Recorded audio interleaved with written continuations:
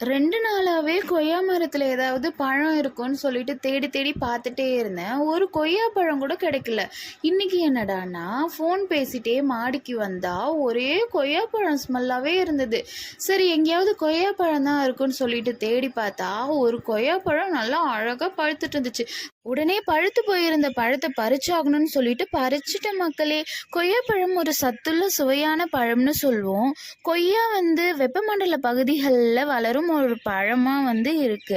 இது India, Mexico மற்றும் Caribbean போன்ற நாடுகளில் அதிகமாக விளையுமாம். கொய்யாப்பழத்தில் பல்வேறு வகைகள் உள்ளதாம். அதில் சில பழம் சிவப்பு, மஞ்சள் மற்றும் பச்சை நிறத்துல இருக்குமா. நமக்கு தெரிஞ்சது வெள்ளை அப்புறம் சிவப்பு. யாராவது மஞ்சள் நிறத்துல இருக்கக்கூடிய கொய்யாப்பழம் பார்த்துருந்தீங்கன்னா கமெண்ட்ல சொல்லுங்க மக்களே. அப்புறம் கொய்யாப்பழத்தை அதிகமாக சாப்பிட்றதையும் தவிர்க்கணுமா. ஏன்னா இது வாயு மற்றும் வீக்கம் இந்த மாதிரியான செரிமான பிரச்சனைகளை ஏற்படுத்தும் அப்படின்னு சொல்லியிருக்காங்க. பழுத்த கொய்யாப்பழத்தை 2 நாட்களுக்குள்ள சாப்பிட்றது நல்லதான்.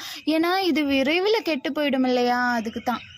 நம்ம வீடியோவை பார்க்குறீங்க மக்களே, ஆனால் சப்ஸ்கிரைப் லைக் எதுவுமே பண்ணாமல் பார்க்குறீங்க. அந்த சப்ஸ்கிரைபும் லைக்கும் மட்டும் பண்ணிட்டீங்கன்னா நானும் ஹாப்பியாக இருப்பேன்ல. டாட்டா பாய்.